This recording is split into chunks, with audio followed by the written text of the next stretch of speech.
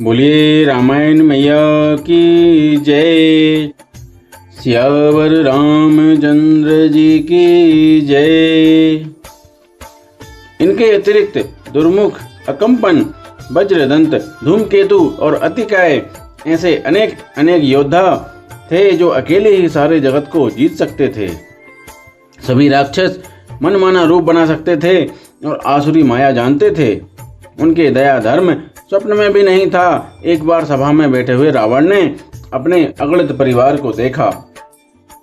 पुत्र, पौत्र, कुटुंबी और सेवक ढेर के ढेर थे। सारी राक्षसों की जातियों को तो गिन ही कौन सकता था। अपनी सेना को देखकर स्वभाव से ही अभिमानी रावण क्रोध और गर्व में सनी हुई वाणी बोला, हे समस्त राक्षसों के दलों, सुनो, देवतागण हमारे शत्रु हैं।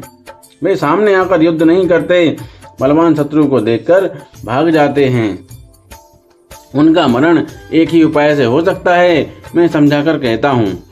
अब उसे सुनो। उनके बल को बढ़ाने वाले ब्राह्मण भोज, यज्ञ, हवन और श्राद्ध, इन सब में जाकर तुम बाधा डालो। भूख से दुर्बल और बलहीन होकर देवता सहज ही में आ मिलेंगे, जब उनको मैं मार डालूंगा अथवा भली भांति अपने अधीन करके सर्वथा पराधीन करके छोड़ दूंगा। फिर उसने मेघनाथ को बुलाया और शिखा पढ़ाकर उसके बल और देवताओं के प्रति बैर भाव को उत्तेजना दी।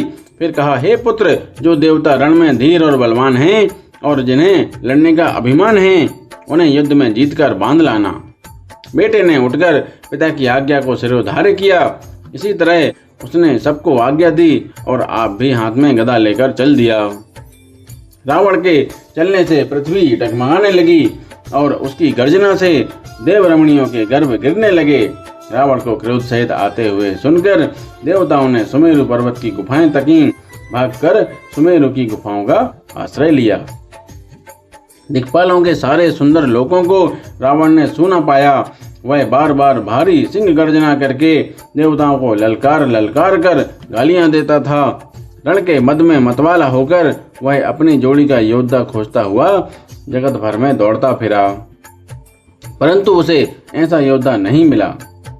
सूर्य, चंद्रमा, वायु, वरुण, कुबेर, अग्नि, काल और यम आदि सब अधिकारी, किन्नर, सिद्ध, मनुष्य, देवता और नाग, सभी के पीछे वह हठपूर्वक पड़ गया।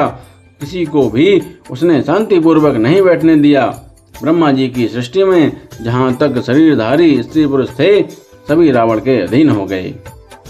डर के मारे सभी उसकी आज्ञा का पालन करते थे और नित्य आकर नम्रता पूर्वक उसके चरणों में सिर नवाते थे।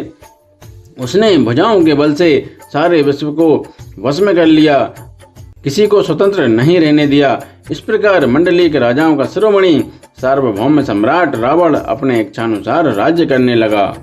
देवता, यक्ष, गंधर्व, मनुष्य, किन्नर और नागों की कन्याओं तथा बहुत सी अन्य सुंदरी और उत्तम स्त्रियों को उसने अपनी भुजाओं के बल से जीतकर ब्याह लिया। मेघनाथ से उसने जो कुछ कहा उसे उसने मानो पहले से ही कर रखा था, अर्थात रावण के कहने भर की देर थी। उसने आज्ञा पालन में तनिक भी देर नहीं की, जिनको रावण ने मेघनाथ से पहले ही आज्ञा दे रखी थी। उन्होंने जो करतूतें की वह सुनो। सब राक्षसों के समूह देखने में बड़े भयानक, पापी और देवताओं को दुख देने वाले थे। वे असुरों के समूह उपद्रव करते थे और माया से अनेकों प्रकार के रूप धरते थे। जिस प्रकार धर्म की जड़ कटे, वे वही सब वेद विरुद्ध काम करते थे।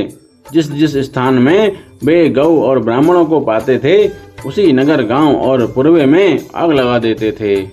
उनके डर से कहीं भी शुभ आचरण, ब्राह्मण भोज, यज्ञ, श्राद्ध आदि नहीं होते थे। देवता, ब्राह्मण और गुरु को कोई नहीं मानता था। ना हरि भक्ति थी, ना यज्ञ, ना तप और ना ज्ञान ही था। वेद और पुराण तो स्वप्न में भी सुनने को नहीं मिलते थे। जब योग, वैराग्य, तप तथा यज्ञ में देवताओं के भाग पाने की बात रावण कहीं कानों से सुन पाता तो उसी समय स्वयं उठ दौड़ता, कुछ भी रहने नहीं पाता। वह सबको पकड़कर विध्वंस कर डालता था। संसार में ऐसा भ्रष्ट आचरण फैल गया कि धर्म तो कानों में भी सुनने में नहीं आता था। जो कोई वेद और पुराण कहता उसको बहुत तरह से त्रास देता और देश से निकाल देता था। राक्षस लोग जो घोर अत्याचार करते थे उसका वर्णन नहीं किया जा सकता। हिंसा पर ही जिनकी प्रीति है उनके पापों का क्या ठिकाना। पराये धन और पराई स्त्री पर मन चलाने वाले दुष्ट चोर और जुआरी बहुत बढ़ गए। लोग माता पिता और देवताओं को नहीं मानते थे और साधुओं की सेवा करना तो दूर रहा, उल्टे उनसे सेवा करवाते थे। श्री शिवजी कहते हैं, हे पार्वती, जिनके ऐसे आचरण हैं उन सब प्राणियों को राक्षस ही समझना चाहिए। इस प्रकार धर्म के प्रति लोगों की अतिशय ग्लानि, अरुचि और अनास्था देखकर पृथ्वी अत्यंत भयभीत एवं व्याकुल हो गई। वह सोचने लगी कि पर्वतों, नदियों और समुद्रों का बोझ मुझे इतना भारी नहीं जान पड़ता जितना भारी मुझे एक परद्रोही दूसरों का अनिष्ट करने वाला लगता है। पृथ्वी सारे धर्मों को विपरीत देख रही है, पर रावण से भयभीत हुई वह कुछ बोल नहीं सकती। अंत में हृदय में सोच विचार कर गौ का रूप धारण कर धरती वहां गई जहां सब देवता और मुनि छिपे हुए थे। पृथ्वी ने रोकर उनको अपना दुख सुनाया, पर किसी से कुछ काम ना बना। तब देवता, मुनि और गंधर्व सब मिलकर ब्रह्मा जी के लोक सत्यलोक को गए। भय और शोक से अत्यंत व्याकुल बेचारी पृथ्वी भी गौ का शरीर धारण किए हुए उनके साथ थी। ब्रह्मा जी सब जान गए।